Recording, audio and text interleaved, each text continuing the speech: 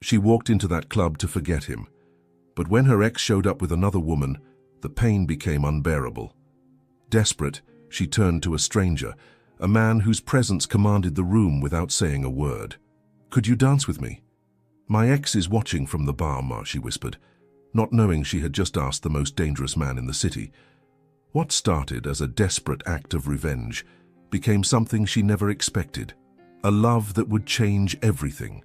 If this story touched your heart, subscribe to the channel, leave your like and become a member for early access to upcoming stories. And if you felt it was really worth listening to, click the super thanks button too. Your gesture makes all the difference and helps us continue bringing stories that move people. The night smelled of regret and expensive perfume. Stella hadn't planned on coming here. The club pulsed with bass-heavy music that made her ribs vibrate. Purple and blue lights cutting through the smoke like blades through fog. Bodies pressed together on the dance floor, strangers seeking oblivion in rhythm and anonymity. She stayed near the entrance, clutching her small purse like a lifeline, every instinct screaming at her to turn around and leave. But then she saw him.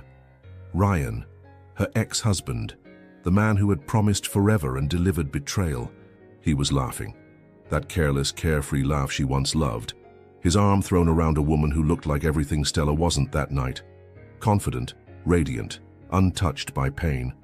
The woman's red dress hugged curves that seemed deliberately designed to mock Stella's emerald dress. Her blonde hair fell in perfect waves, while Stella's dark curls suddenly felt heavy and wrong. Ryan whispered something in her ear, and the woman threw her head back, laughing like he'd just told the funniest joke in the world.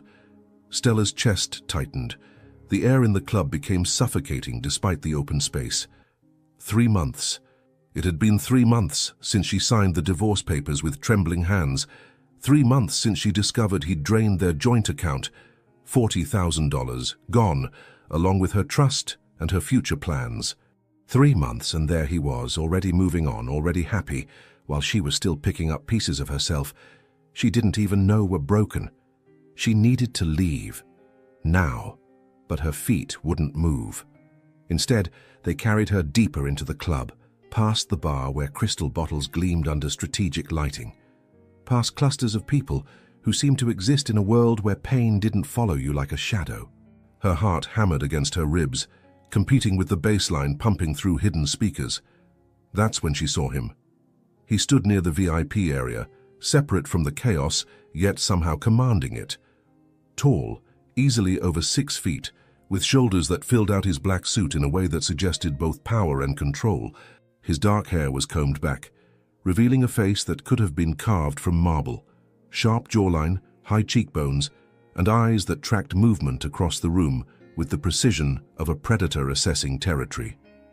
But it wasn't his appearance that made Stella's breath catch. It was his presence. He didn't fidget, didn't check his phone, didn't scan the room with the desperate energy of someone seeking connection. He simply existed, calm and absolute, like the eye of a hurricane. 2 men in dark suits flanked him at a respectful distance, their eyes constantly moving, cataloging threats. She should have noticed that detail, should have questioned it.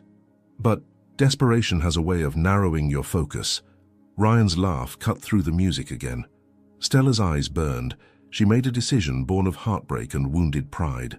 Before she could second-guess herself, she was moving toward the stranger, her heels clicking against the polished floor with more confidence than she felt.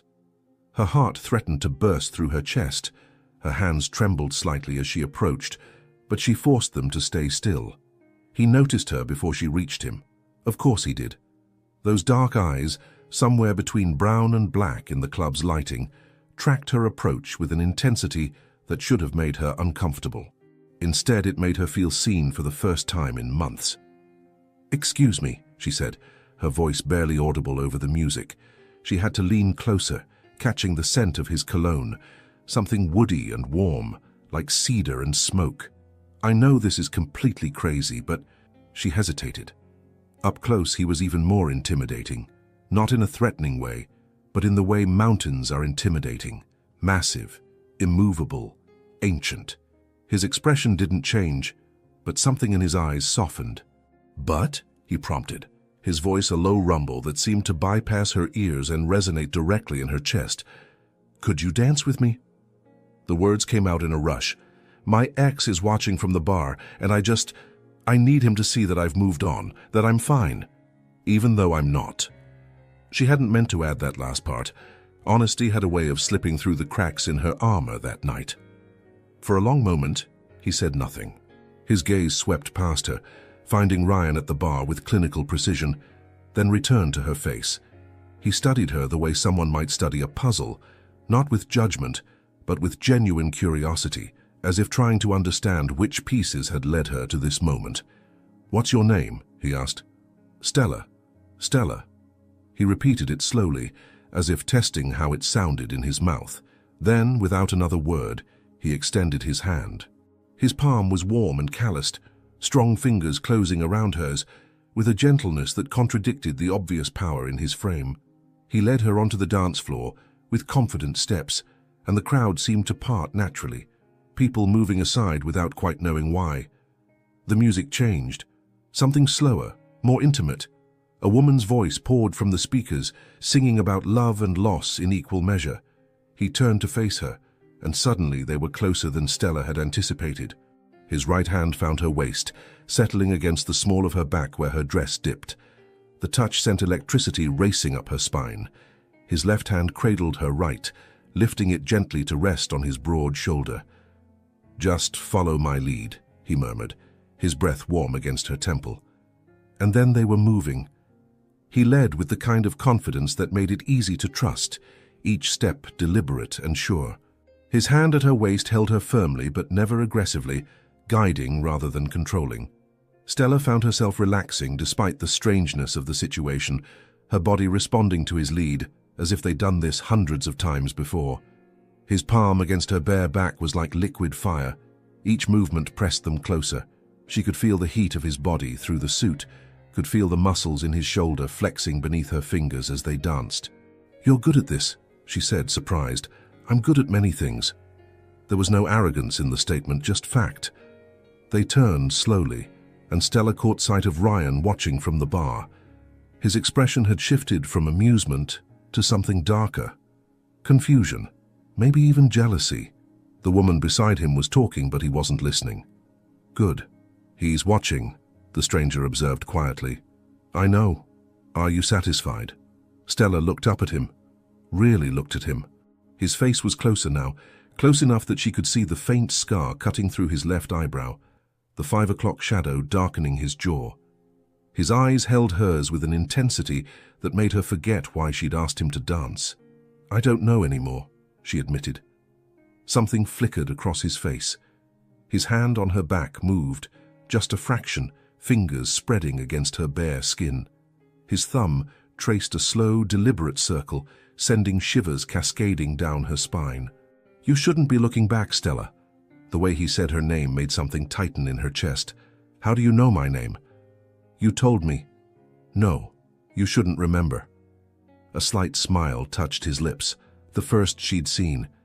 It transformed his entire face, softened something in him she hadn't even realized was hard. "I remember everything that matters." What did that mean? The music continued, wrapping them in its melodic embrace. Other people danced around them, but Stella barely noticed. Her world had narrowed to this circle of space. This man whose name she barely knew, whose touch made her feel simultaneously safe and completely vulnerable. "What's your name?" she asked, her voice softer now. "Domini." "Domini," she repeated. "Is that Italian?" "Among other things." Mysterious. Everything about him was mysterious, but not in the way Ryan had been mysterious with his lies and secrets. Domini was mysterious the way the ocean was mysterious, vast, powerful, dangerous, but honest in its danger. He spun her, and suddenly her back was pressed against his chest. His arm crossed her waist, holding her against him as they moved in perfect sync. She could feel his heartbeat against her back, steady and strong. His lips brushed near her ear. "Breathe, Stella." She hadn't realized she'd been holding her breath. She released it, and with it, something else. Some tension she'd carried for so long she'd forgotten it was there. When the music faded, Domini turned her back to face him. For a moment they just stood there, eyes locked on each other, breaths mingling in the narrow space between them. "Thank you," Stella whispered. "For what?" for making me forget. Even if just for one song. Something dark passed through his eyes. What if I don't want you to forget? Her heart stumbled. What? But before he could answer, a voice cut through the moment like shattering glass. Stella? Ryan, stumbling toward them, jealousy fermenting into drunken rage. And suddenly, Domini wasn't touching her anymore. He was standing between her and Ryan, a human shield, his posture shifting from relaxed to lethal in a heartbeat. The night was only beginning. The air changed. Stella felt it before she saw it. The way Domini's shoulders tensed, how his muscles stiffened beneath the perfectly tailored suit.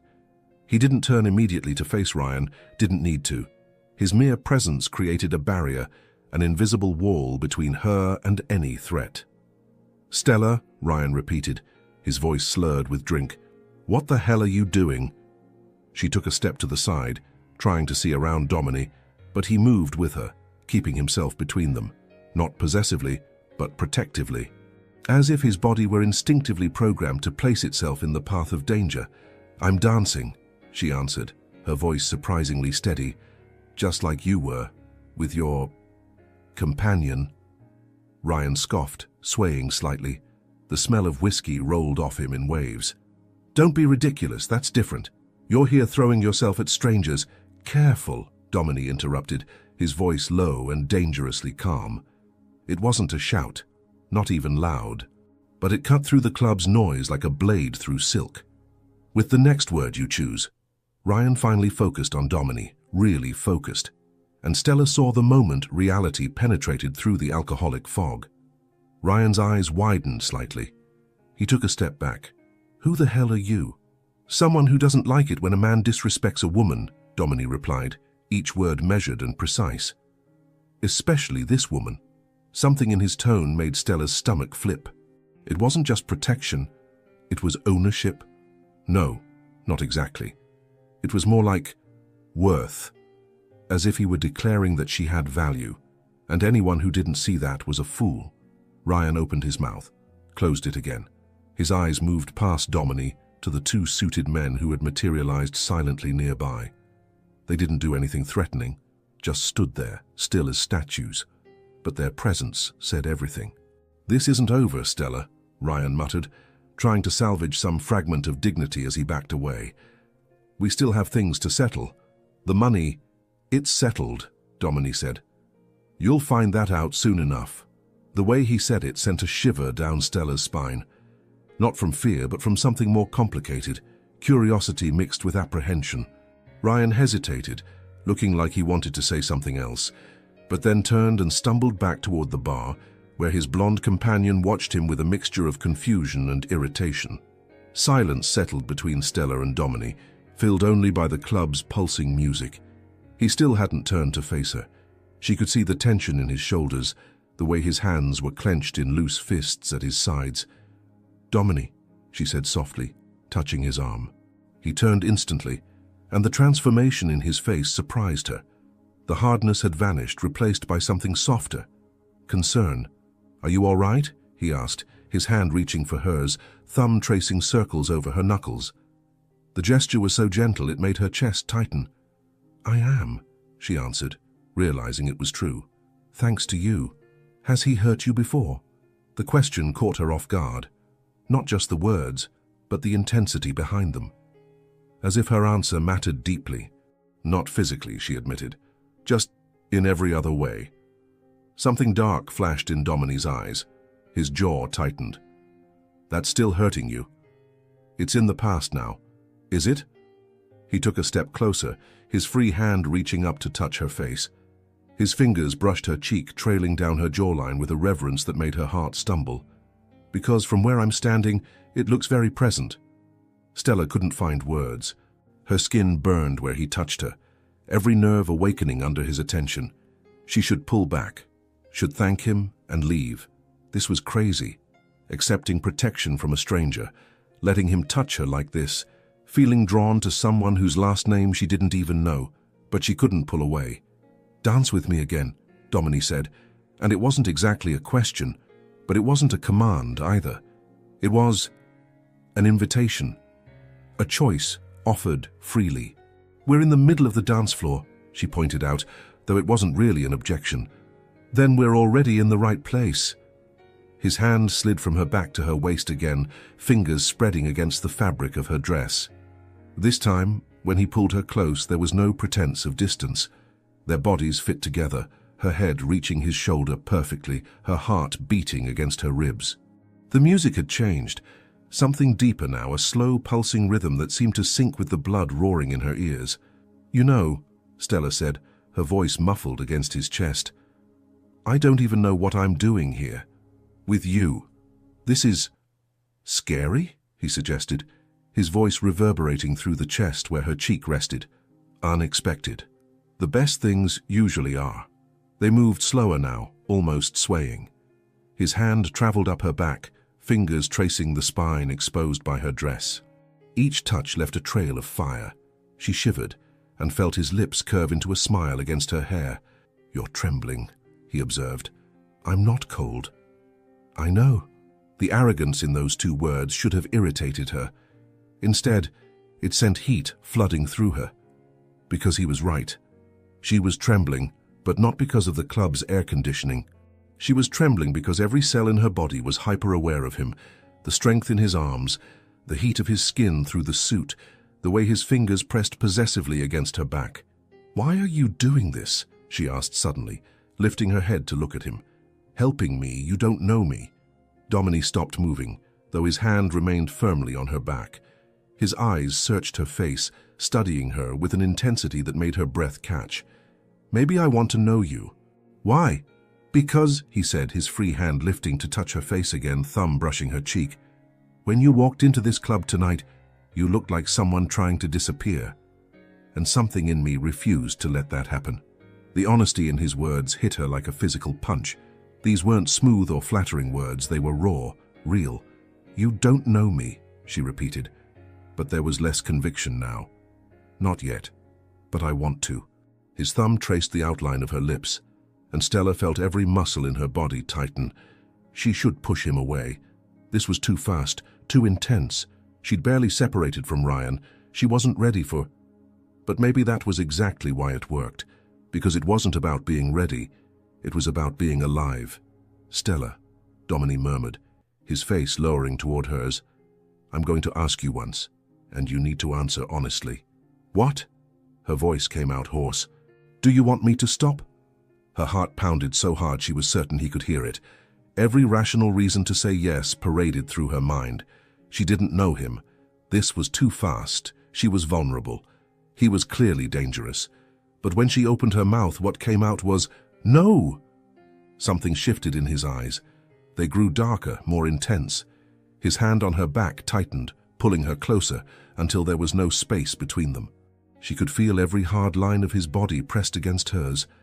"Good," he said, his mouth hovering just inches above hers, "because I don't know if I could." The music swelled around them, but Stella barely registered it. All that existed was this moment, the heat of his breath against her skin, the weight of his hand against her back, the promise in his eyes. He didn't kiss her, not yet, but the anticipation was almost better than the act itself. He let her wait, let the tension build until every nerve in her body was singing. When he finally began to move again, his fingers traced a slow, deliberate path from her waist to the curve of her hip, resting there with possessive heat. His other hand found the back of her neck, fingers threading through her curls. "You're beautiful," he said. And it wasn't a line. It was an observation, a fact. And any man who didn't see that is an idiot. Tears burned behind her eyes, unexpected and inconvenient. She'd forgotten what it was like to be seen like this. Not just desired, but appreciated, valued. "Dominic," she began, not knowing what she wanted to say. "Shh," he murmured, pulling her close again, his chin resting on top of her head. "Just stay here, with me. For now." So she stayed. They danced through 2 more songs, bodies synchronized, breaths mingling. And somewhere between the second and third, Stella realized she wasn't thinking about Ryan anymore. She was thinking only of the man holding her, and how the world seemed less broken when he was around. The third song was ending when Stella felt the change. Not in Domini. He still held her with the same gentle firmness, still moved with her as if they had all eternity. But something in the air had shifted, an electric current of tension that made the hairs on the back of her neck stand up. She lifted her head from his chest, and that's when she saw it. Ryan was coming back, but this time he wasn't alone. Two men flanked him, friends of his that Stella vaguely recognized from before the divorce. Big, loud, the type who thought muscles and volume made up for lack of intelligence, and all three were drunk. "Shit," she whispered. Domini followed her gaze, and though his expression didn't change, she felt every muscle in his body tense, like a predator detecting a threat. "Stay behind me," he said quietly, his hand already guiding her behind his body. "Domini, don't. Just let it go. He's drunk. He'll learn a lesson," Domini interrupted, his voice still calm but with an edge of steel she hadn't heard before. "About what happens when men don't know when to stop." Ryan and his friends stopped a few feet away. The dance floor around them had begun to empty, people instinctively creating space, sensing imminent danger the way animals sense approaching storms. "So this is it, Stella?" Ryan spat, pointing an accusing finger in her direction. 3 months, and you're already rubbing up against some rich asshole?" "Ryan, go away," Stella said, trying to keep her voice steady, but she could hear it shake. Not from fear of him, but fear of what might happen. She didn't want violence, didn't want the night to end with blood and sirens. "No," Ryan said, stumbling a step closer. "Not until you hear me out. We had something, Stella, something real.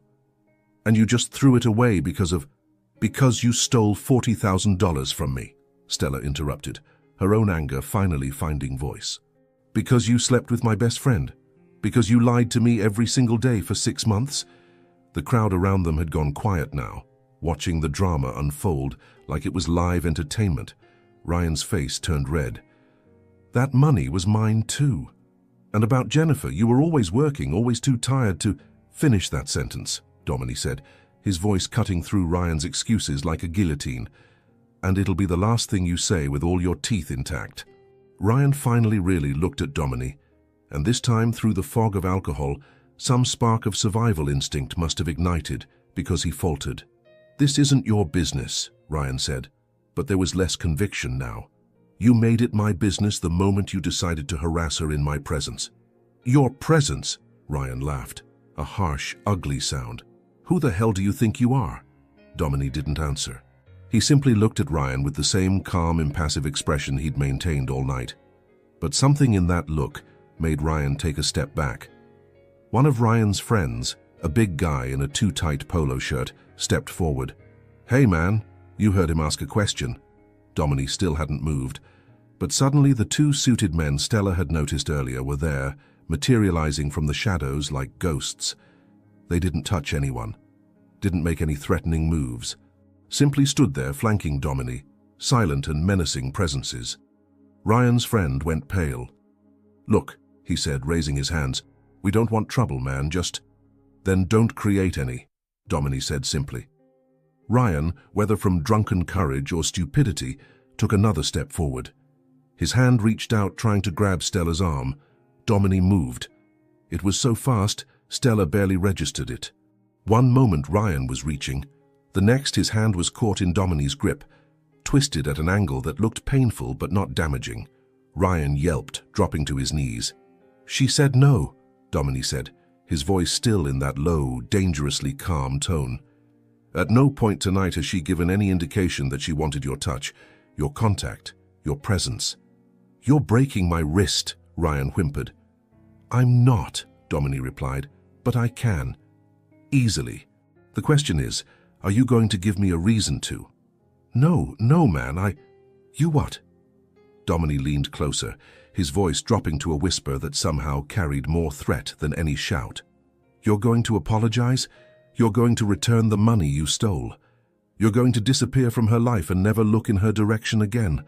Ryan was sweating now, his face twisted with pain and humiliation. Yes, all of it. Just let me go." Domini held for another moment, his eyes boring into Ryan's with an intensity that made even Stella shiver. Then, as suddenly as he'd grabbed him, he released. Ryan fell backward, clutching his wrist, his friends rushing to help him up. "You have 48 hours," Domini said, "to transfer the $40,000 back to her account. I know where you work. I know where you live. And trust me, you don't want to find out what happens if I have to come to you personally." "How do you—" Ryan started, but stopped when Domini took a single step toward him.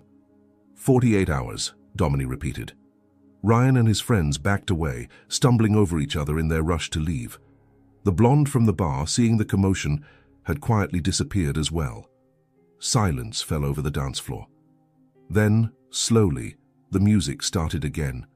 Life returned to the club as if nothing had happened. People went back to dancing. Conversations resumed. The world kept spinning. But Stella's world had stopped completely.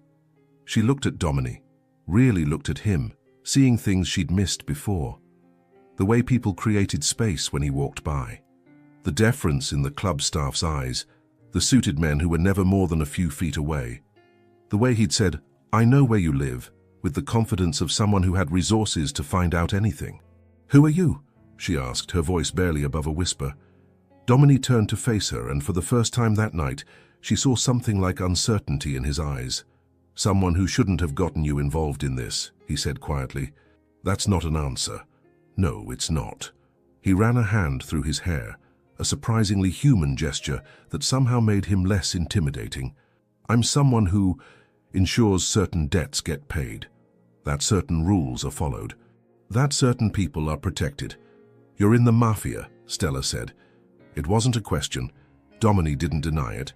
He just held her gaze, waiting to see what she'd do with that information. Stella should be scared, should be running in the opposite direction. Any sensible woman with a shred of self-preservation instinct would be. But when she looked at him, at this man who had danced with her because she asked, who had defended her when she needed it, who had touched her like she was something precious, all she felt was curiosity and something more dangerous. Trust. "Will you hurt me?" she asked. "Never," he answered immediately, and there was such fierce certainty in the word that she believed him. "And the money? Can you really make Ryan return it?"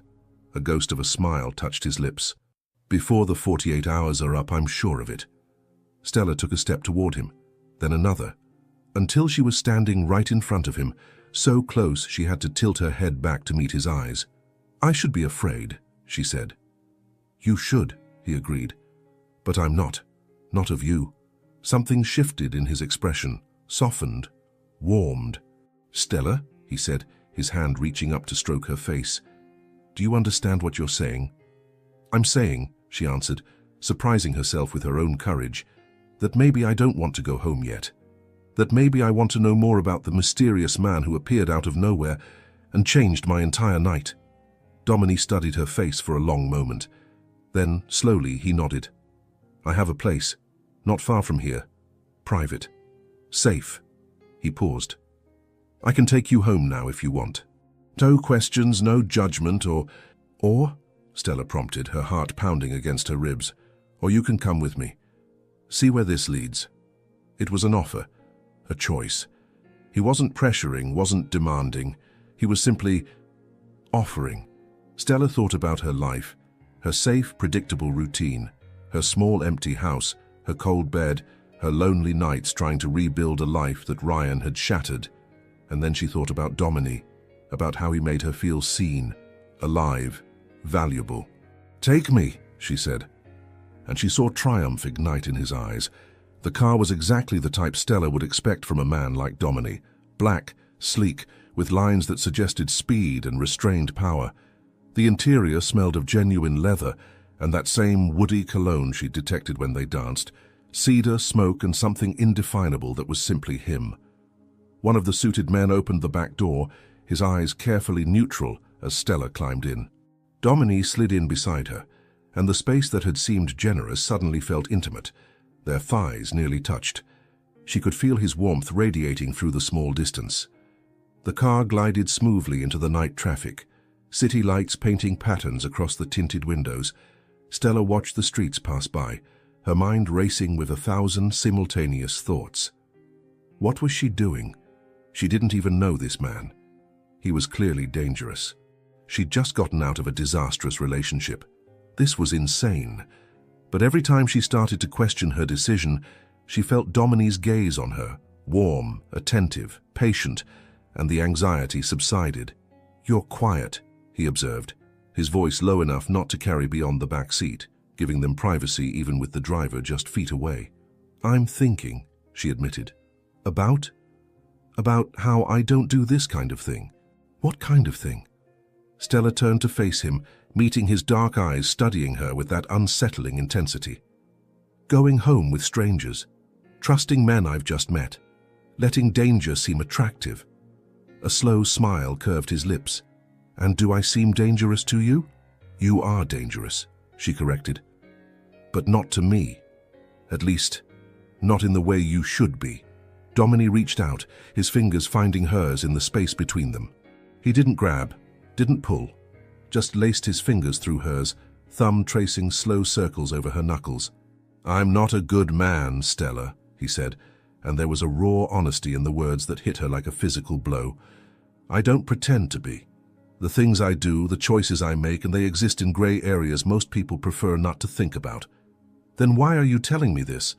"Because you deserve to know. Deserve to make an informed choice."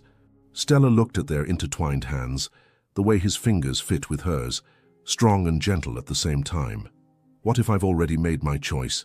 "Then," he said, lifting her hand to his lips, pressing a kiss against her knuckles that sent heat flooding through her, "I'll do everything I can to make sure you never regret it." The car turned, leaving the lit city streets for a darker, quieter road. Stella could hear the ocean now, the distant sound of waves breaking against the shore. The air coming through the window cracks had that clean, salty smell that always made her think of new beginnings. When the car finally stopped, Stella looked out the window, and her heart skipped. The house, no, mansion, sat perched on a cliff overlooking the ocean. Modern architecture with clean lines and large glass windows that captured the moonlight. Soft lights illuminated the stone pathway leading to the entrance, and she could see the blue glow of an infinity pool that seemed to merge with the ocean beyond. "Domini," she breathed. "This is home," he finished, stepping out of the car and extending his hand to help her. "At least one of them." She took his hand, stepping out into the night breeze. The air was cooler here, carrying the scent of the sea and something floral from gardens she could only vaguely make out in the darkness. He guided her along the walkway, his hand at the small of her back, that position that was becoming familiar, comforting. The front door opened before they reached it, revealing an older woman with grey hair pulled into an elegant bun. "Mr. Domini," she said, her eyes briefly moving to Stella with polite curiosity. "We weren't expecting you tonight." "Change of plans, Maria," Domini said. "This is Stella. She's my guest." Something in his tone, the way he emphasized guest, made Maria's eyes widen slightly. She nodded, stepping aside. "Of course." "Should I prepare the guest room?" "That won't be necessary," Domini said, and Stella felt her face heat at the implication. "But perhaps something light to eat? And wine if we have that Brunello we've been saving." "Right away," Maria said, disappearing into the depths of the house. Domini guided Stella through the entryway, all marble and clean lines, into a living room that looked like it had been pulled from a design magazine. But it wasn't the decor that caught Stella's attention. It was the entire wall of windows overlooking the ocean, the full moon casting a silver path across the waves. "It's beautiful," she whispered, walking toward the windows as if pulled. "Yes," Domini agreed. But when she looked, he wasn't looking at the view. He was looking at her. Stella felt that familiar heat rise up her neck, flushing her cheeks. She turned back to the ocean, trying to regain some equilibrium. "Do you live here alone?" "Most of the time. Maria and her husband Antonio take care of the place. A few security guards stay on the grounds, but yes, usually it's just me." "Sounds lonely." "It can be," he admitted, coming to stand beside her at the window. "But loneliness is safer than company when you live the life I live." "And tonight?" He turned to face her, one hand lifting to stroke her face. "Tonight I decided that maybe safety is overrated." His thumb traced the line of her cheek, trailing down to brush her lips. Stella felt her breath catch, every nerve in her body hyper-aware of his touch. "Stella," he said, his voice rough, "I need you to understand something." "What?" "You can change your mind at any time, about being here, about this." His hand gestured between them, capturing everything unspoken. I can have you taken home right now. No questions, no judgment, no consequences. What if I don't want to go home? Then, he leaned closer, his forehead nearly touching hers. You stay, and I let you see who I really am. Not just the dangerous man, not just the protector, all the rest too. I want that, she whispered, to see everything. Something in his face softened. He leaned in, his mouth hovering over hers, so close she could feel his breath. Be careful what you wish for, he murmured. I might not let you go after. Good, she answered, and then closed the distance, pressing her lips to his. The kiss was different from the anticipation, softer, more exploratory. His lips moved against hers with a reverence that made her melt. When his hands found her waist, pulling her closer, she went willingly, her arms rising to wrap around his neck. He deepened the kiss, his tongue tracing the seam of her lips until she opened for him. He tasted intoxicating, a trace of whiskey from the club, mint, and something that was purely Domini. She moaned softly and felt him smile against her mouth. When they finally pulled apart, they were both breathing hard. Domini rested his forehead against hers, his eyes closed as if memorizing her. You're destroying my self-control, he murmured. Good, she echoed his earlier words, and he laughed, a low, rich sound she felt vibrate through his chest. A soft knock on the door interrupted them. Maria entered carrying a tray with cheeses, fruit, and artisan bread, along with 2 wine glasses and a bottle that looked expensive. I'll leave this on the terrace, she said, her eyes carefully not looking at them directly. Good night, Mr. Domini, Miss Stella. When she left, Domini took Stella's hand again. Hungry? Starving, she admitted, realizing she hadn't eaten since lunch. He led her through sliding doors onto a terrace that extended over the cliff. Candles had been lit in glass lanterns, their flickering light dancing across the stone. The table was set simply but elegantly, the chairs positioned to capture the ocean view. Domini pulled out a chair for her, waiting until she sat before taking his own seat. He poured wine for both of them, a deep red that caught the candlelight, and then raised his glass. 2 unexpected encounters, he said. And dangerous beginnings, she added, clinking her glass against his. The wine was rich and complex, rolling smoothly over her tongue. Domini watched as she drank, that intense gaze she was beginning to recognize, as if every little thing she did was worthy of his complete attention. Do you always look at people like this? She asked, picking up a piece of cheese. Like what? Like you're trying to solve a puzzle? He considered that, his fingers tracing the edge of his glass. Maybe because you are a puzzle. A woman who should be running in the opposite direction is sitting here. A woman who's been betrayed is trusting again. A woman who deserved so much better is giving me a chance I don't know if I deserve. The raw honesty hit her again. Stella put the cheese aside, reaching across the table. He took her hand instantly, his fingers lacing through hers. Then don't disappoint me, she said simply. And she saw the promise ignite in his eyes. The wine flowed as smoothly as the conversation. Stella couldn't remember the last time she'd talked like this with someone, really talked, not just filled uncomfortable silences with empty small talk. Domini asked questions that mattered. He listened like every word she said was a revelation.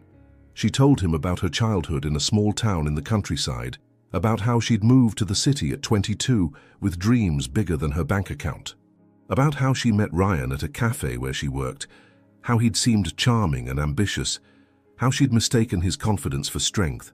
He always knew the right words, she said, looking at the wine in her glass. Made me feel special, until he didn't anymore. When did it change? Domini asked, his voice gentle. Gradually. So slowly I didn't notice until it was too late. First it was little criticisms disguised as jokes. Then it was about my choices, my clothes, my friends, my job. He said he was trying to help me be better. She laughed bitterly. I realized too late that better meant smaller, easier to control. Domini's hand tightened on hers across the table, his jaw clenching. He tried to erase you. Yes, she agreed, the simplicity of his understanding hitting her deeply. And he almost succeeded.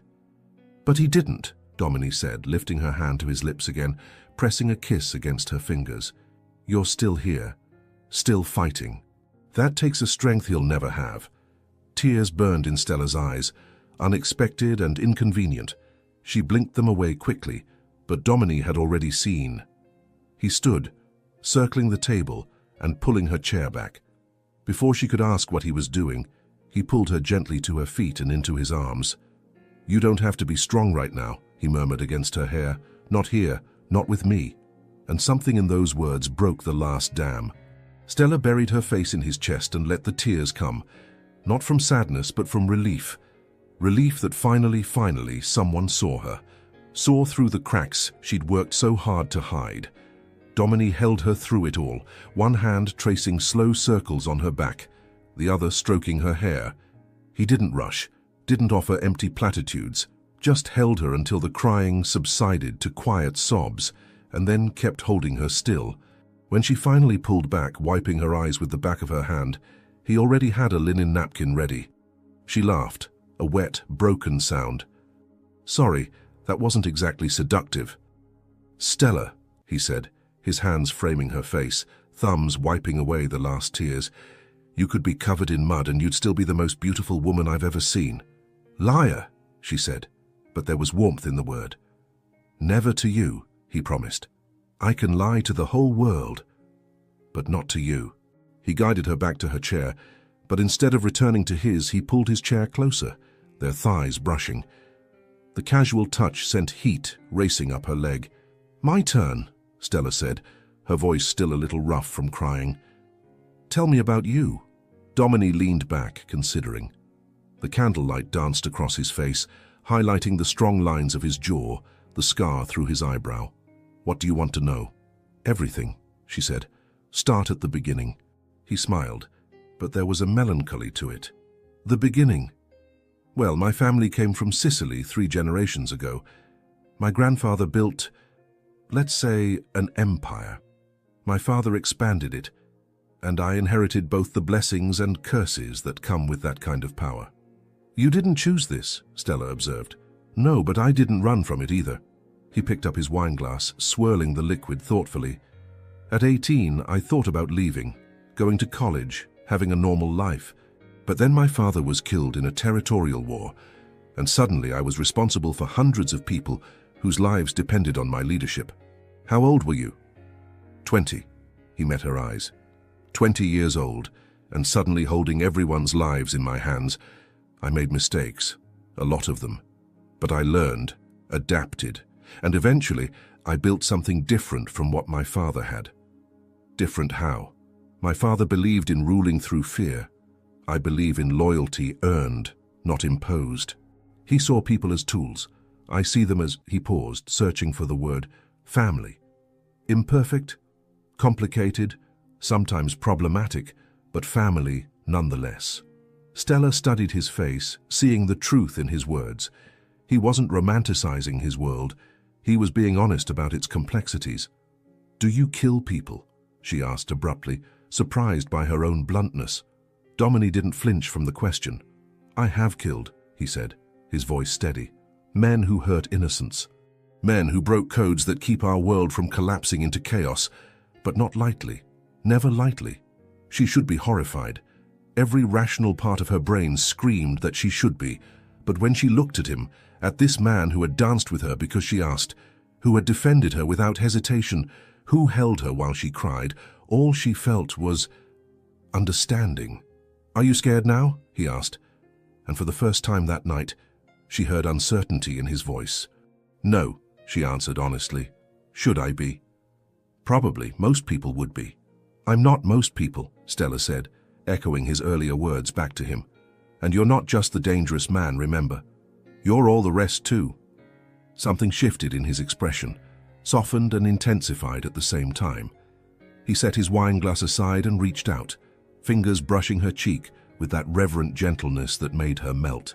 "How do you do that?" he asked quietly. "Do what?" "Make me want to be the man you see when you look at me." Stella's heart stumbled. "Maybe you already are that man," she whispered. Domini leaned in, and this time when he kissed her, it was different, deeper, more urgent. His hands slid from her face to her neck, fingers threading through her hair. She moaned against his mouth and he swallowed the sound, pulling her closer until she slid from her chair and into his lap. Her thighs perched on either side of his, dress riding up as she adjusted. She could feel his heat through the layers of clothing, feel the strength of his muscles flexing beneath her hands as she steadied herself on his shoulders. "Stella," he breathed against her lips, hands sliding to her waist, fingers pressing into the curve of her hips. "If we're going to stop, it needs to be now." "What if I don't want to stop?" she asked, her mouth tracing the line of his jaw. He groaned, his head tilting back to give her better access. His fingers tightened on her hips. "Then we don't stop," he said, his voice rough with desire. "But I need you to be sure, because once I cross that line, there's no going back. You become mine, Stella, and I don't share." The possessiveness in the words should have scared her. Instead, it sent a thrill of anticipation through her. "Show me," she challenged, nibbling his earlobe. Dominique stood in one fluid motion, taking her with him. Stella locked her legs around his waist, arms around his neck, as he carried her through the sliding doors and back into the house. He climbed a wide staircase, his steps confident even in the dark. Stella buried her face in his neck, breathing in that scent that was becoming addictive, cedar, smoke, and Dominique. The bedroom door opened to a space that somehow fit him perfectly. Clean lines, dark colors, but with touches of warmth. Rich wood, soft fabrics, and that same wall of glass overlooking the ocean. Dominique set her on her feet beside the bed, his hands finding the zipper at the back of her dress. He paused, eyes meeting hers in the soft moonlight filtering through the windows. "Last chance," he said. In response, Stella reached back and pulled the zipper herself. The emerald dress slipped from her shoulders, pooling at her feet in a whisper of fabric. She stood before him in nothing but black lace, her heart pounding so loud she was certain he could hear it. Dominique went still, his eyes tracing every line of her body with an intensity that made her feel simultaneously exposed and worshipped. "Beautiful," he breathed, reaching out to touch, fingers brushing her shoulder, trailing down her arm, tracing the curve of her waist. So perfectly beautiful. Stella reached for the buttons of his shirt, fingers working through them with growing urgency. She needed to feel his skin against hers, needed that direct contact that had been building all night.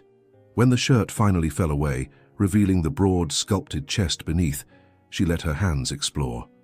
Muscles rippled under her touch, scars, evidence of a life lived dangerously, mapped his skin like a story she wanted to read. Dominique watched her touch him, his dark eyes burning with growing intensity. When her fingers brushed the line of his pants, he caught her wrists, stopping her. "Slow," he murmured, guiding her backward until the backs of her legs hit the bed. "I want to savor every moment of this." And then his hands were everywhere, mapping her body with deliberate reverence as the moon poured silver through the windows and the ocean sang its endless accompaniment. Dominique laid her on the bed with a gentleness that contradicted the intensity in his eyes. The sheet was soft against her bare back, Egyptian cotton that whispered luxury against her skin. But Stella barely registered the comfort. All her attention was on the man above her, on the broad shoulders that blocked the moonlight, on the dark eyes that devoured her with a hunger that should have scared her. Instead, it made her feel powerful. "You're trembling," Dominique observed, his hand tracing the line of her collarbone trailing down to the valley between her breasts. "I'm not cold," she answered, echoing her words from the club. A smile touched his lips. "I know." He leaned in, pressing kisses along the path his hand had traced. His mouth was warm against her skin, his tongue tracing patterns that made her toes curl. When he reached the front clasp of her bra, he paused, eyes meeting hers. "May I?" he asked, and the fact that he was still asking, still giving her choice, made her heart squeeze. "Yes," she breathed. The bra opened under his skilled fingers, revealing her completely. Dominique went still for a moment, just looking, and Stella felt a blush rise from her chest to her neck under the intensity of his gaze. "Don't look at me like that," she said, her arms moving instinctively to cover herself. He caught her wrists gently, pinning them above her head with one hand. "Like what?" he asked, his free hand tracing the curve of her breast, thumb brushing over the hardened peak. "Like I'm—" She struggled for the word. "Precious." "You are," he said simply, leaning down to replace his thumb with his mouth. Stella arched off the sheets, a moan escaping her lips. Heat flooded through her, pooling low in her belly. Her fingers flexed in his captured wrists, but he held firm, keeping her open and vulnerable under his attention. His mouth moved from one breast to the other, giving equal attention, while his free hand explored lower. Fingers traced the curve of her hip, the line of her thigh, dancing around where she needed him most, until she was writhing, silently begging. "Domini," she gasped. "Please." "Please what?" he murmured against her skin. "Touch me. I am touching you. You know where." He lifted his head, meeting her eyes, and what she saw there made her breath stop. It wasn't just desire. It was adoration, reverence, as if she were something sacred. "Say it," he commanded softly. "I want to hear you ask." Stella's cheeks burned, but something about the way he looked at her, without judgment, just desire and encouragement, made the words come out. "Touch me," she whispered. "There. I need to feel you." "Good," he approved, releasing her wrists to pull away the last piece of lace separating them. When his fingers finally found her, Stella gasped, hips rising to meet his touch. He explored slowly, mapping every sensitivity, learning what made her gasp, what made her moan, what made her beg. "So responsive," he murmured, sliding one finger inside her. "So perfect." Stella clung to his shoulders, nails scratching as he set a rhythm that built her higher and higher. When he added a second finger, curving them in a way that made her see stars, she was trembling on the edge. "That's it," he encouraged, his thumb finding the bundle of nerves that made her cry out. "Let go, Stella. I want to feel you." The pressure built, tightening every muscle until suddenly it was breaking through her in waves of pleasure so intense she forgot how to breathe. Domini held her through it all, his hand working her through the climax, his mouth whispering words of encouragement against her neck. When she finally floated back to earth, she found him watching her with an expression that made her heart flip. "Beautiful," he said, kissing her deeply. She could taste herself on his lips, intimate and surprisingly erotic. Her hands went to his belt, working at the buckle with trembling fingers. He helped her, pushing pants and boxers down and kicking them off. When he finally stood naked above her, Stella let her eyes trace every line of his body. The defined muscles, the scars that told stories she someday wanted to hear, and the obvious evidence of his desire for her. "Come here," she whispered, reaching for him. Domini settled between her thighs, his weight comforting above her. He propped himself on one elbow, his other hand stroking her face with that gentleness that always surprised her. "Stella," he said, his voice strained, "I need you to understand something." "What?" she asked, her fingers tracing the muscles of his back. "This isn't casual for me." "You're not casual."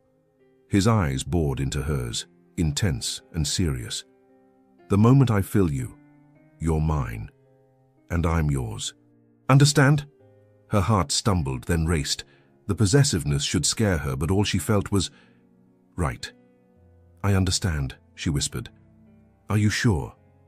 In response, she wrapped her legs around his hips, pulling him closer. "I'm sure." Domini reached between them, positioning himself at her entrance. His eyes never left hers as he slowly, so slowly, pressed inside.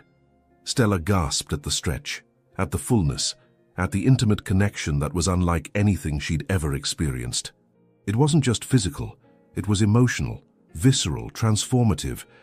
Domini paused when he was fully seated inside her, his forehead resting against hers, both of them struggling to catch their breath. "Are you okay?" he asked, his voice strained with the effort of staying still. "More than okay," she breathed. "Perfect." He began to move then, setting a rhythm that was slow and deep, each thrust deliberate and controlled. One of his hands found hers, fingers lacing together and pinning above her head, holding her in place as he made love to her. Because that's what this was. Not just sex, not just physical release, something much deeper. "Look at me," Domini commanded when her eyes started to close. "I want to see you, all of you." Stella forced her eyes open, meeting his in the dim light. What she saw there stole her breath, raw desire mixed with something that looked dangerously close to love. He increased the pace, thrusting deeper, the angle shifting in a way that sent pleasure shooting through her. His free hand slid between their bodies, finding that sensitive spot again, circling in time with his thrusts. "Domini," she moaned, feeling the tension build again. "I'm close." "I know," he gasped. "I can feel you tightening around me. Come with me, Stella. I want to feel you come while I'm inside you." His words were enough to push her over the edge. She cried out his name as orgasm swept through her, more intense than the first. Waves of pleasure so strong they brought tears to her eyes. Domini followed a moment later, thrusting deep one last time as he found his own release. She held him through it, his back arching under her hands, his body trembling with the force of it. When they finally stilled, both panting and sweaty, Domini carefully rolled to his side, taking her with him. He pulled her against his chest, one hand tracing lazy circles on her back as their heartbeats slowed. "You're crying," he observed, his voice concerned as he noticed the tears on her cheeks. "Not from sadness," she quickly assured him, burying her face in his neck. "From relief, from joy, from finally feeling whole." His arms tightened around her. "I'll never let you feel less than that again," he promised against her hair. "Never again." They lay like that for a long time, limbs tangled, breaths synchronizing.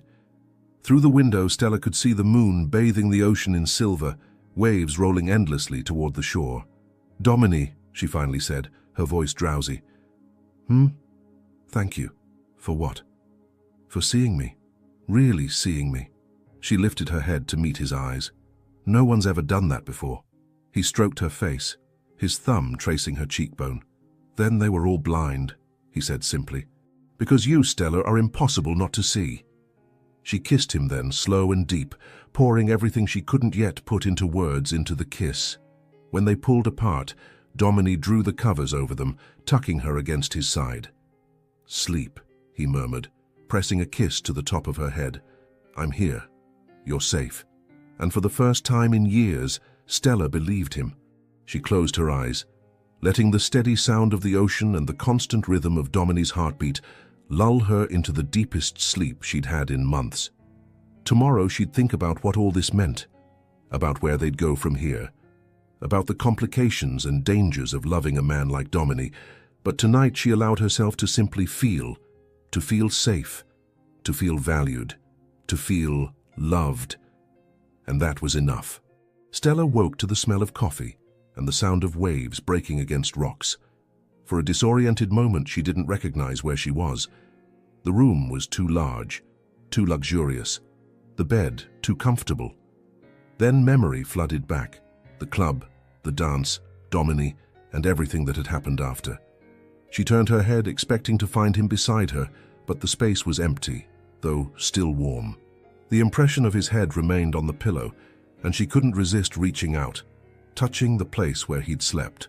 Voices floated up from downstairs, low, masculine, speaking in rapid Italian. One was clearly Domini, the other unfamiliar. The tone was serious, professional, completely different from the soft, intimate voice he'd used with her last night. Stella sat up, pulling the sheet around her, and that's when she noticed. Her clothes from the club had disappeared, replaced by neatly folded clothing on the chair beside the bed. Jeans that looked exactly her size, a soft silk blouse in navy blue, even underwear still with tags. How had he managed this? When? She dressed quickly, appreciating the perfect fit of everything. As she passed the dresser on her way to the bathroom, something caught her attention. A framed photograph. Domini years younger, maybe 19 or 20, standing between an older man with stern eyes and a beautiful woman with a warm smile. His parents, she assumed. But there was something in young Domini's eyes that made her pause, a hardness that shouldn't be in the face of someone so young. The bathroom was as luxurious as the bedroom. Marble, towel warmers, a bathtub that could easily fit 2 people. Stella freshened up quickly, pulling her curls into a loose bun, and then headed downstairs following the sound of voices. They stopped abruptly when she entered the kitchen. Domini was leaning against the counter, dressed casually in jeans and a black t-shirt that molded to his muscles in a way that made Stella's mouth go dry. A man she didn't recognize, older, with graying temples and an impeccable suit, stood on the other side of the counter, a briefcase open in front of him. Both men looked at her, the stranger with polite curiosity, Domini with something much warmer. "Good morning," Domini said, his voice carrying that intimate note that made her stomach tighten.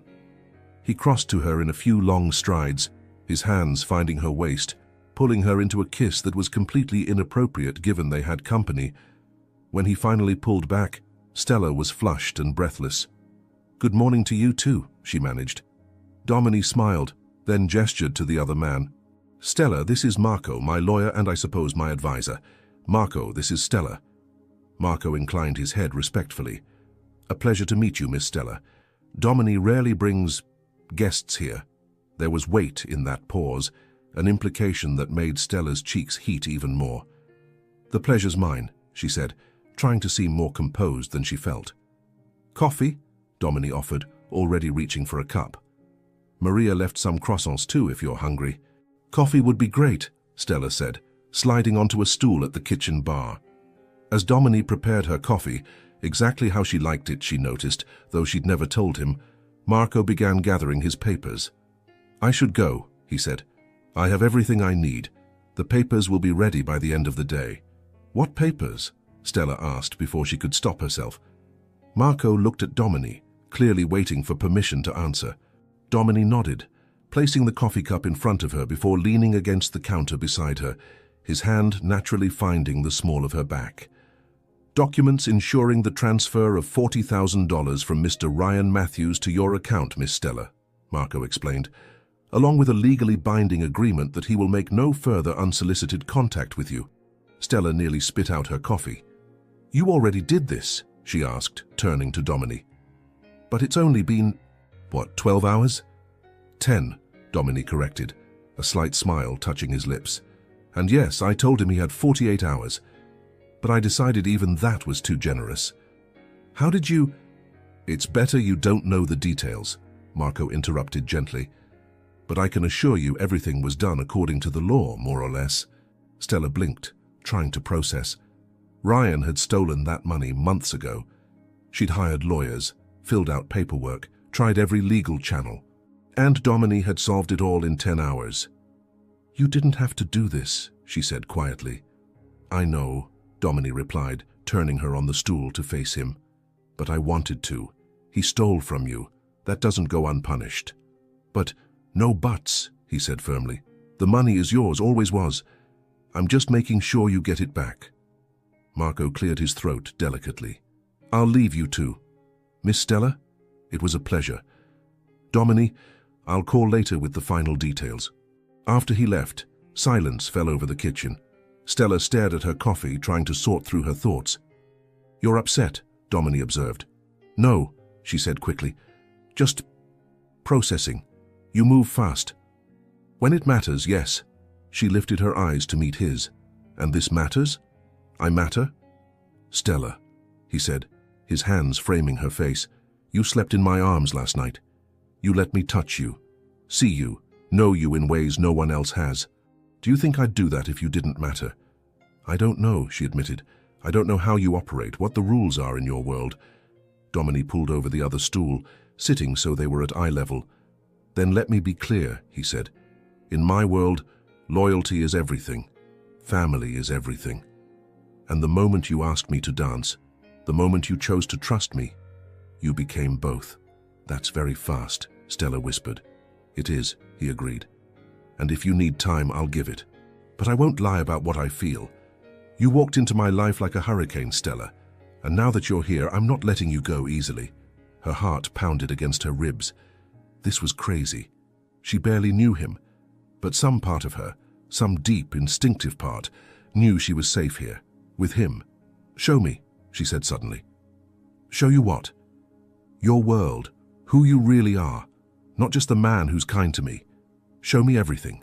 Domini studied her face for a long moment. "Are you sure once you see, you can't unsee?" "I'm sure." He nodded slowly, then stood, extending his hand. "Come with me." Domini led her through the house, past the luxurious rooms she'd seen last night, down a hallway she hadn't noticed. At the end was a heavy wooden door. He pressed his thumb to a discreet scanner, and the door unlocked with a soft click. The room beyond was clearly an office, but unlike any office Stella had ever seen. One wall was covered with monitors, showing security feeds from various locations. Another had a detailed map of the city, with pins marking different spots. A wide desk dominated the center, covered with documents, phones, and something that made Stella's heart skip: a gun. Black, lethal, resting casually beside a laptop. Domini watched her face carefully as she took it all in. "This is Operation Central," he explained. "From here I coordinate business, resolve disputes, and make sure the people under my protection stay safe." Stella walked further in, her eyes caught by the monitors. She recognized some of the locations: restaurants, clubs, businesses. "All these places are mine, or under my protection." He stepped closer, standing behind her. "See that restaurant? It belongs to a family my grandfather pulled out of poverty. The current owner is the grandson. I protect him because it's the right thing to do." "And that club?" "A place that was having trouble with a rival group trying to take over. I stepped in. Now they pay a fee, and I make sure no one bothers them." "Protection racket," Stella said, recognizing it for what it was. "Yes," Domini didn't deny, "but also real protection. When I say no one touches them, I mean it. 2 weeks ago, someone tried to rob that place. My men intervened before anyone got hurt. The owner will never know how close he came to disaster." Stella turned to face him. "Why are you showing me this?"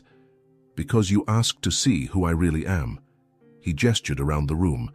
"This is who I am, Stella. It's not pretty, it's not legal, but it's my world, and I'm giving you the chance to decide if you can live with it." She walked to the desk, her fingers brushing the cold edge of the gun. Domini tensed, ready to pull her away if she touched it, but she didn't. Just looked. "Have you used this on someone?" she asked quietly. "Yes. Recently. 3 months ago, a man was trafficking young girls. I warned him. He didn't stop." Domini's voice was cold, factual. "I had no choice." Stella closed her eyes, absorbing that. Part of her wanted to run, wanted to go back to her small, safe life where the worst things she dealt with were difficult clients and bad traffic. But another part, a bigger part, understood. In Domini's world, there were real consequences for real actions. There was no luxury of moral ambiguity. "Stella," Domini said, his voice softer now, "if this is too much, say so. I can have you taken home. No judgment, no—" "No," she interrupted, opening her eyes and turning to him. "I don't want to go home." Surprise flashed across his face. "No, no." She took a step toward him. "You showed me your world because I asked. Because you're honest. Ryan lied to me every day about small things and big things, but you're offering me the truth even when it's ugly, and that means more than you know." "Do you understand what you're saying?" he asked, his hands finding her shoulders. "Staying means accepting all of this. The dangers, the complications, the fact that there will always be people trying to take me down, and people trying to protect you too," she pointed out. "I saw the way Marco looks at you, how Maria talks to you, how even those suited men at the club showed loyalty. You're not just the dangerous man, Domini. You're the man people follow because they trust you." Something in his expression broke, softened. He pulled her into his arms, holding her tight. "You see me better than I deserve," he murmured against her hair. "Or maybe," she said, wrapping her arms around him, "I just see you clearly." They stood like that for a long moment, holding each other in the heart of his dark world.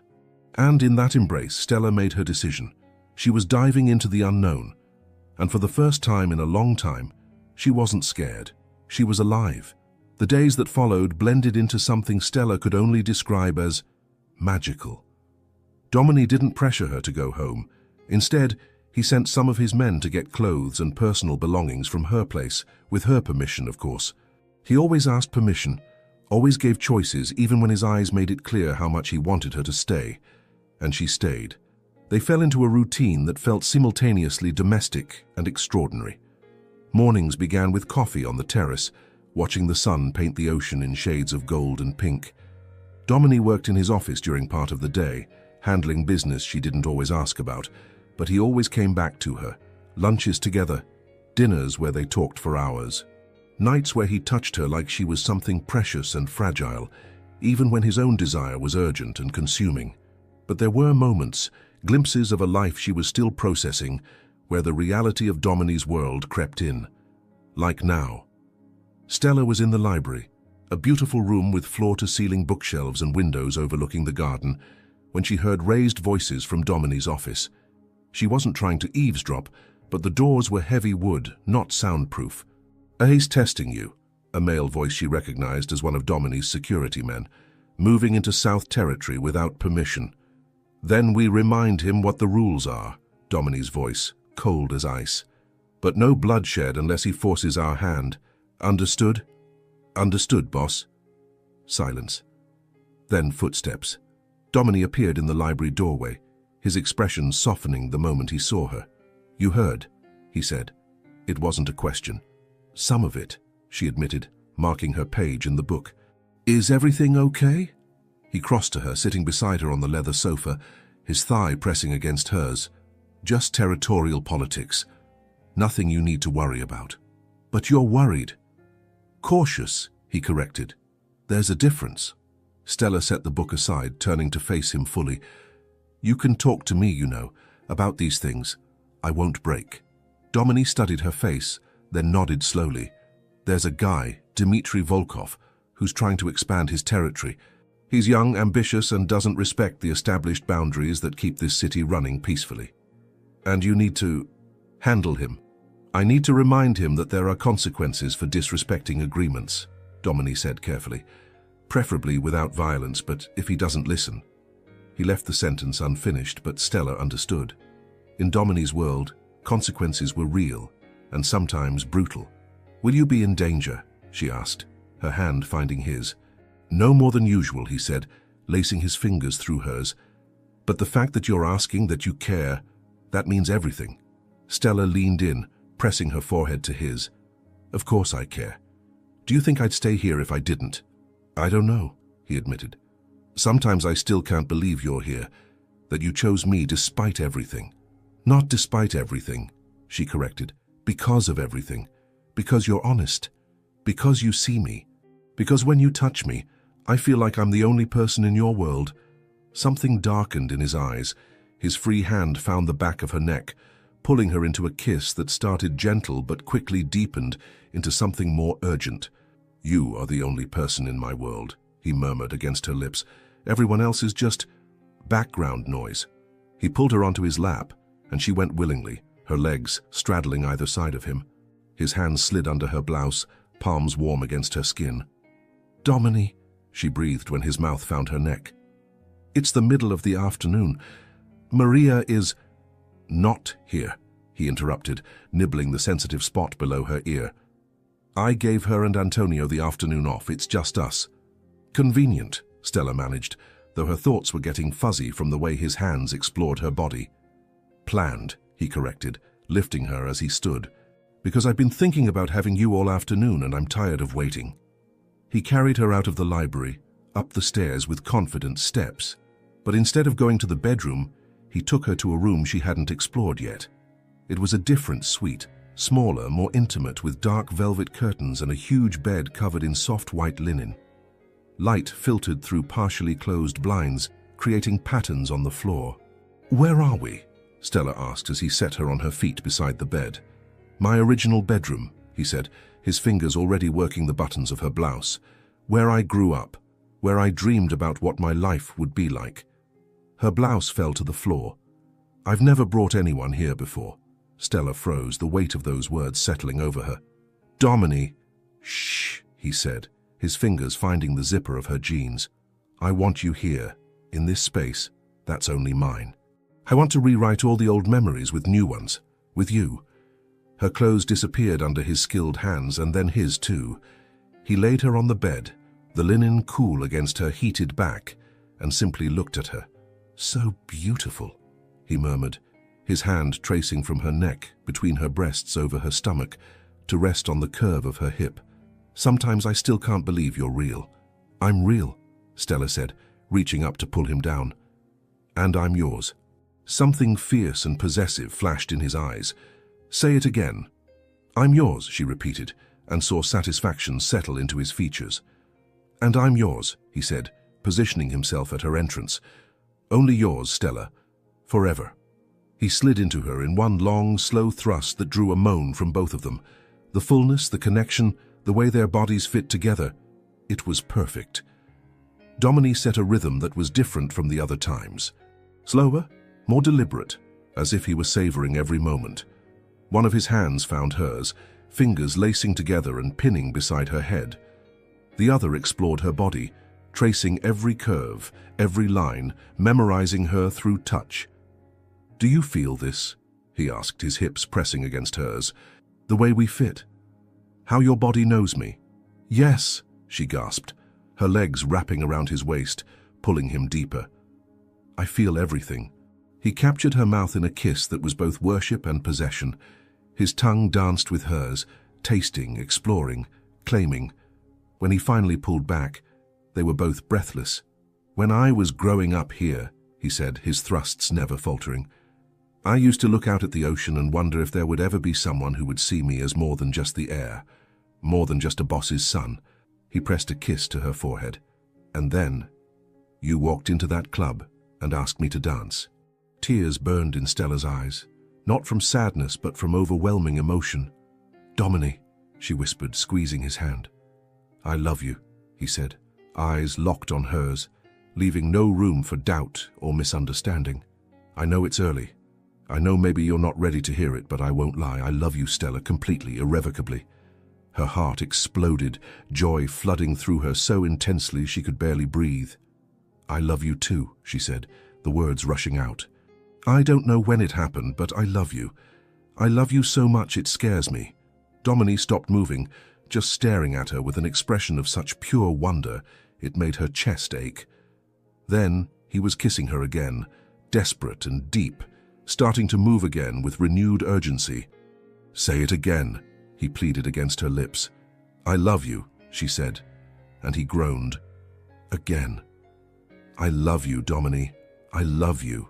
His mouth found her neck, nibbling, sucking, marking her as his hips slammed against hers with growing abandon. His hand slid between their bodies, finding that sensitive spot that made her toes curl. "Come with me," he commanded, his voice strained. "I want to feel you, need you." The orgasm hit her like a breaking wave, stealing her breath and her vision, leaving nothing but pure sensation. She cried out his name, her nails scratching down his back as waves of pleasure crashed through her. Dominique followed a beat later, thrusting deep and going still as he found his own release. She could feel every pulse, every tremor that ran through his body, and it prolonged her own pleasure until she was shaking and breathless. When they finally stilled, Dominique carefully rolled, keeping her locked against his chest. His heart pounded under her cheek, gradually slowing as their breathing steadied. "I'm never letting you go," he murmured, his hand tracing lazy patterns on her back. "You know that, right?"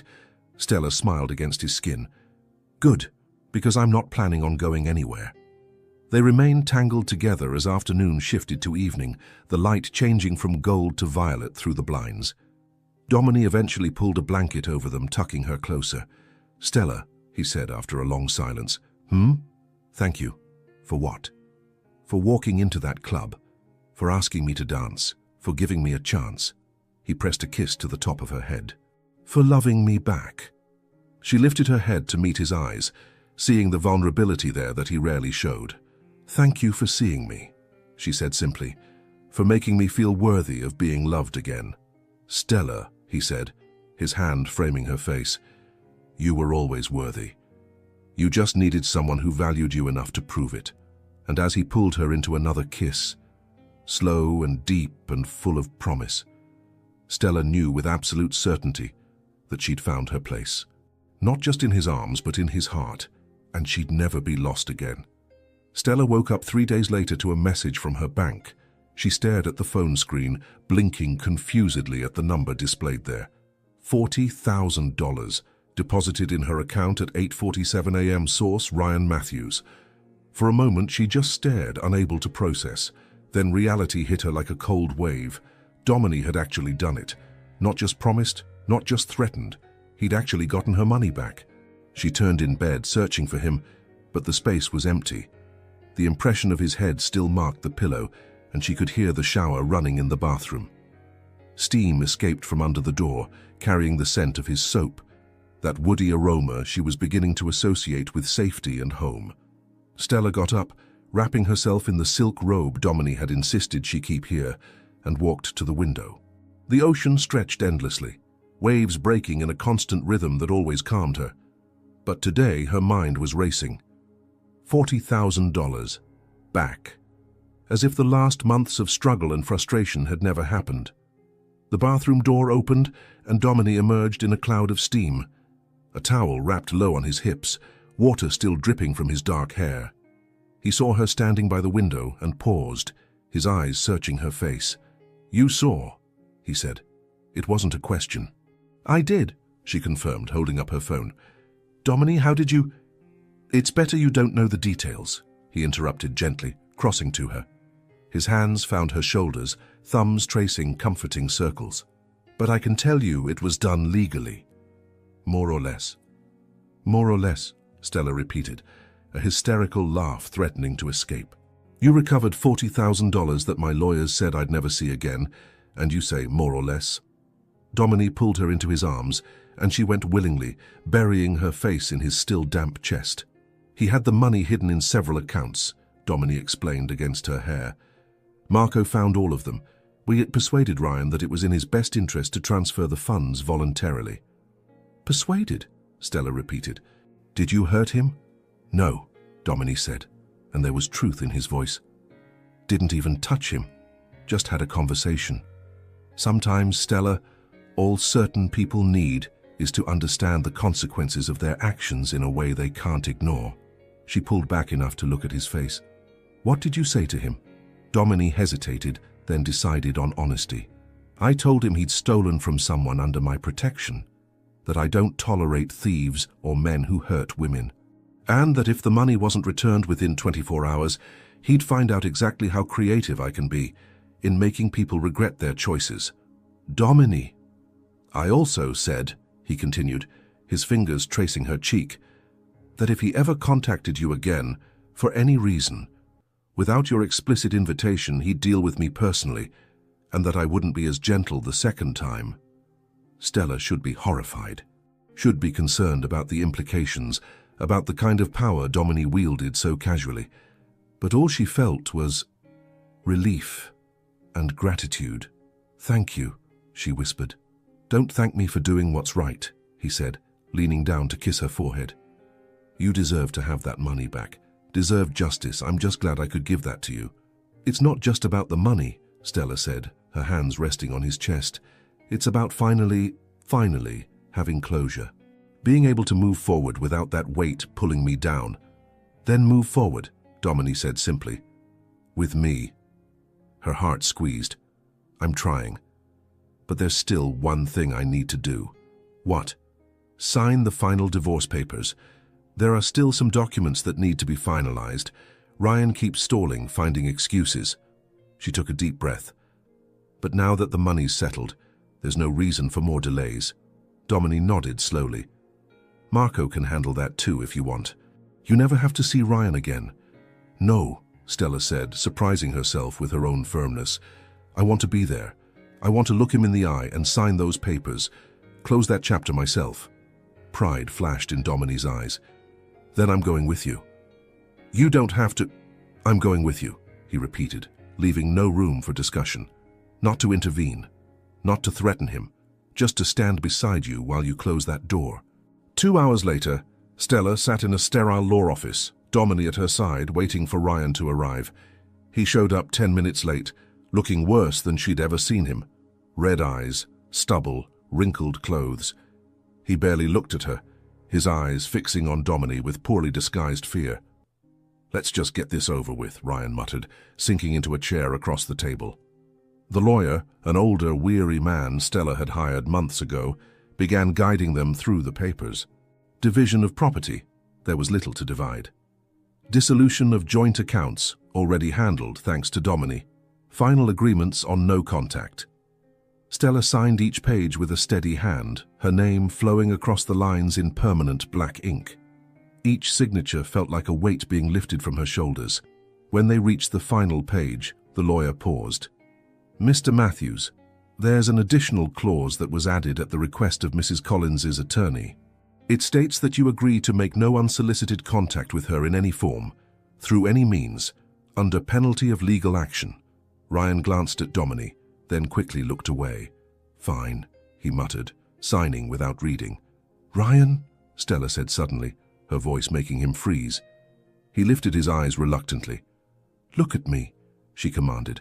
He obeyed, and she saw what he'd become. Small, scared, pathetic. Everything she'd once loved about him, or thought she loved, had been illusion. Smoke and mirrors hiding a weak man who only felt powerful when he was diminishing others. "I spent months hating you," she said calmly. "Months replaying every lie, every betrayal, every moment you made me feel I wasn't good enough." She paused, letting the words land. "But now, looking at you, all I feel is pity." Ryan blinked, surprised. "Stella—" "No," she interrupted. "Don't say my name. You lost that right. I'm only telling you this so you understand. You didn't break me. You tried, but you failed. And now I'm with someone who sees me, values me, and loves me in ways you were never capable of." She felt Domini's hand find hers under the table, fingers lacing together, squeezing gently. "So thank you," she continued. "Thank you for betraying me. Thank you for showing me who you really were, because if you hadn't, I never would have been free to find someone who actually deserves me." Ryan's face had gone red, shame and anger warring in his features. But he said nothing. What could he say? Stella picked up the pen and signed the final page with a flourish. Done. The lawyer gathered the papers, stamped them officially, and handed out copies to both. "Congratulations," he said, though his tone suggested he'd seen too many divorces to consider any of them cause for celebration. "You're officially dissolved." Stella stood, Domini rising with her. She didn't look at Ryan as she left, didn't waste another second of her time or energy on him. Just walked out the door, head held high, hand clasped in Domini's, and left that chapter of her life behind. They were almost at the elevator when they heard running footsteps behind them. "Stella, wait!" She turned to find Ryan rushing toward them, the lawyer trying to catch up. "Mr. Matthews, please, just give me a minute," Ryan pleaded, stopping a few feet away. Domini had already moved, placing himself partially in front of Stella, but she touched his arm. "It's okay," she said quietly. "Stella," Ryan began, his hands reaching out pleadingly. "I screwed up, I know I screwed up, but we had something real, can't we just—" "No," Stella said firmly. "There was nothing real. There was you lying, and me believing those lies because I wanted to believe the best of you. But it's over, Ryan. Really, truly over. Because of him?" Ryan gestured at Domini, his voice rising. "Because he has money, power. You think he actually cares about you, or are you just another—" Domini moved so fast, Stella barely saw it. One moment Ryan was talking, the next he was pressed against the wall, Domini's hand on his chest, holding him in place with no apparent effort. "Finish that sentence," Domini said, his voice dangerously calm, "and I guarantee it'll be the last thing you say consciously today." "Domini," Stella said, touching his shoulder, "he's not worth it." For a long moment, Domini didn't move. Then slowly he stepped back, releasing Ryan. "You're lucky," Domini said, "that the woman you were stupid enough to lose is a better person than any of us. Because if it were up to me, you'd be in the hospital right now." He turned, his hand finding the small of Stella's back, guiding her toward the elevator. Ryan slumped against the wall, watching them go. When the elevator doors closed, Stella released a breath she didn't know she'd been holding. "Are you okay?" Domini asked immediately, his hands framing her face, eyes searching her face for signs of distress. "I am," she said, and realized it was true. "Really am. For the first time in a long time, I'm completely, totally okay." "He's an idiot," Domini said fiercely. "A complete idiot for letting you slip away." Stella smiled, rising on her toes to kiss him softly. "But he did let me slip away, and that led me to you. So maybe in the end, Everything happened exactly as it should. The elevator reached the ground floor, doors opening to afternoon sunlight. Dominic guided her out, his arm around her waist, and Stella felt like she was walking out of more than just a building. She was walking out of her past, out of all the pain, all the doubt, all the darkness she'd carried for so long, and into something new, something light and bright and full of possibilities. "Where to now?" she asked as they walked toward the waiting car. Dominic stopped, turning her to face him right there on the sidewalk, people passing around them. "Anywhere you want," he said. "Home. Dinner. The end of the world. Doesn't matter as long as it's with me." "Home," Stella said without hesitation. "I want to go home with you." And the way his face lit up, like she'd just given him the greatest gift, made her heart overflow. Because she realized in that moment that home wasn't a place anymore. It was a person, and she'd finally found hers. 12 months, 365 days since that night at the club, when Stella had asked a stranger to dance and changed the course of her entire life. She stood in front of the mirror in her closet, not the tiny old apartment she used to call home, but the spacious bedroom in the oceanside mansion she now shared with Dominic. Her closet, her clothes hanging beside his, her life intertwined with his in ways she'd never imagined possible. Maria had laid out a dress on the bed earlier, deep emerald, exactly like the one she'd worn that night, but this one was different, more elegant, tailored to her body with precision that spoke of expensive craftsmanship. "He's waiting," Maria said from the doorway, a knowing smile on her face. Over the past months, the older woman had become more than just a housekeeper. She was confident, surrogate mother, and sometimes the voice of reason when Stella and Dominic were both being too stubborn to yield. "Where are we going?" Stella asked, though she knew she wouldn't get an answer. Dominic had been mysterious all week, his eyes glinting with secrets every time she asked about his plans for tonight. "Get dressed," was all Maria said, before disappearing again. Stella slipped into the dress, her fingers working the zipper at the back. When she turned to the mirror, her breath caught.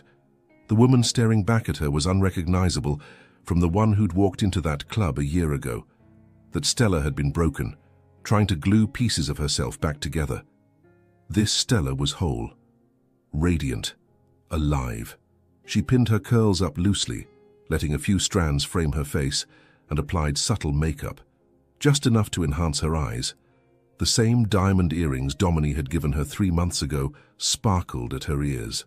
When she came down the stairs, Dominic was waiting at the bottom. He wore a perfectly tailored black suit, white shirt open at the collar, no tie, hair combed back, that scar through his eyebrow visible in the soft light. When his eyes met hers, everything else disappeared. "Beautiful," he said, his voice rough. "Absolutely stunning." "You're not so bad yourself," she replied, descending the last steps. His hands found hers, pulling her to him, and for a moment they just stood like that, taking each other in. "Ready?" he asked. "For what?" "You'll see." The car took them through the city as the sun set, painting the sky in shades of orange and pink. Stella recognized the route. They were heading toward the entertainment district where the club was located. But when they stopped, something was different. The club was dark, no line out front, no pulsing music leaking onto the street. Just silence and a single suited man standing at the entrance. "Dominic," Stella began, confused. "Trust me," was all he said, guiding her out of the car. The man at the door nodded respectfully, opening it for them. Stella stepped inside and froze. The club was empty, completely empty. But it wasn't dark. Thousands of candles had been placed throughout the space, their flickering light dancing across the polished surfaces. The bar gleamed with golden reflections. The dance floor was clear, waiting, and right in the center where they'd first danced stood a single spotlight. "What is all this?" Stella whispered, tears already burning in her eyes.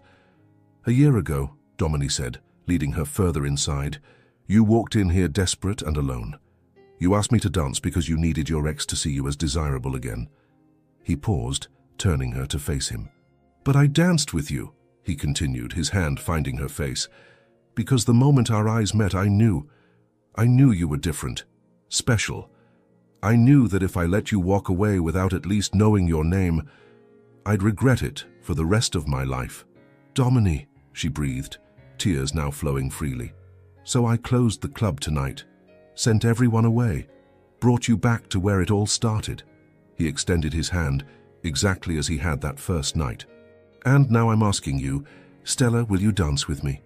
She took his hand, letting him guide her to the center of the dance floor, to that circle of light waiting.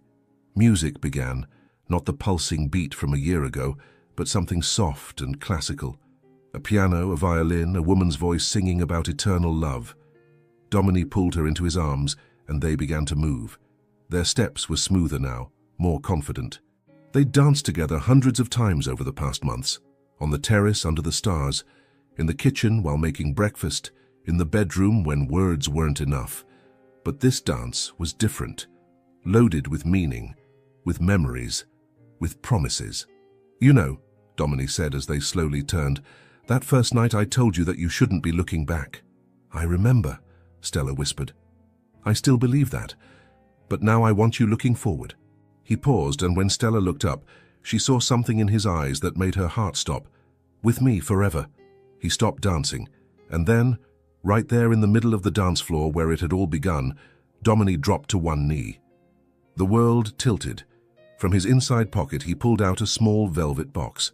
When he opened it, the candlelight caught an emerald surrounded by diamonds, the same deep green as her dress, as that first dress, as the color that now meant beginnings for them both. Stella, he said, his voice steady despite the vulnerability in his eyes. A year ago you asked me to dance to make your ex jealous. I danced with you and found my future. He paused, swallowing hard. Every day with you has been a gift. You see me, the real man beneath the power and danger. You choose me even when it would be easier to run. You love me, even knowing every dark part of who I am. Tears were falling freely now, and Stella didn't even try to stop them.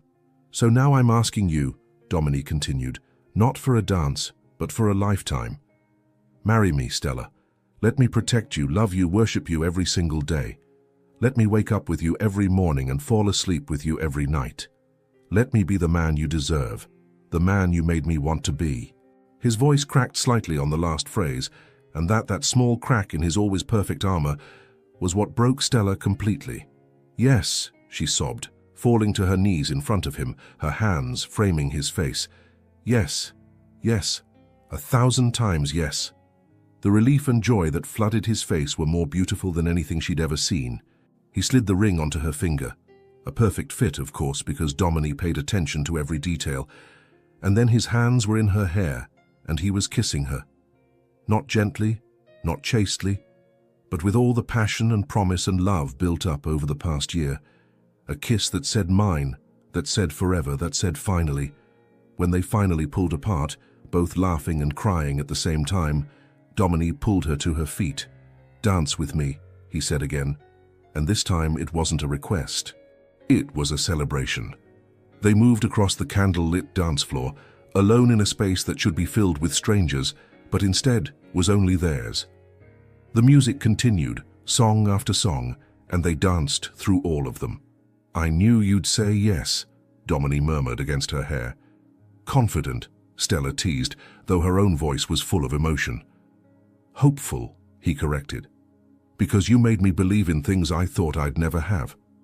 Family, home, love that doesn't come with conditions or expectations. You always had all of that, Stella said softly. You just needed someone to remind you. They danced until their legs ached, until the candles began to sputter out one by one, until the world outside began to wake with the promise of a new day. When they finally stopped, Dominique held her against his chest, his hands tracing lazy circles on her back. You know what the craziest part of all this is? Stella asked. What?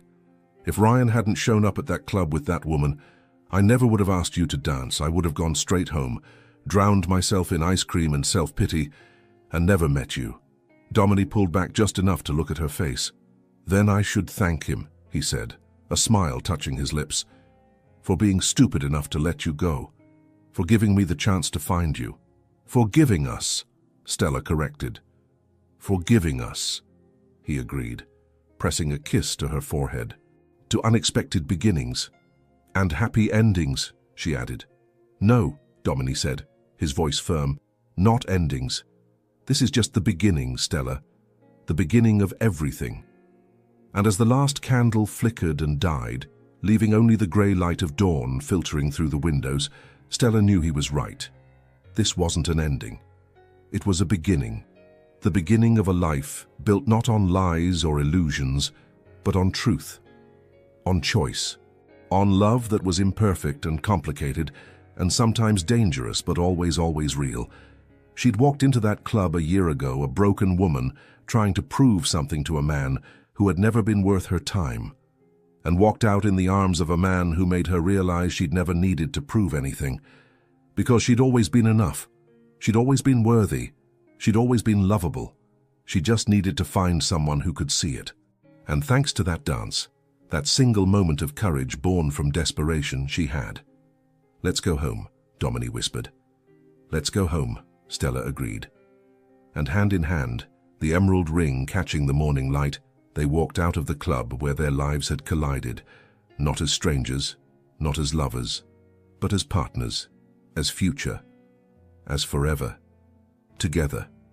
Sometimes the most transformative moments of our lives are born from desperation. Stella walked into that club trying to forget her pain, and walked out in the arms of a man who taught her that being seen is the greatest gift anyone can receive. Domini was dangerous, complex, imperfect, but he saw her, really saw her. And in that seeing, she found not just love, but herself. A year later, in the same place where it all began, she said yes not just to a ring, but to an entire lifetime of being valued, protected, and loved unconditionally. Because sometimes the person you need appears exactly when you're ready to give up. And maybe deep down, this story speaks to us too, about how we all deserve to be seen for who we truly are. If this story touched your heart, subscribe to the channel, leave your like, and become a member for early access to upcoming stories. And if you felt it was really worth listening to, click the super thanks button too. Your gesture makes all the difference and helps us continue bringing stories that move people. Comment below where you're listening from. We love knowing our stories reach hearts around the world.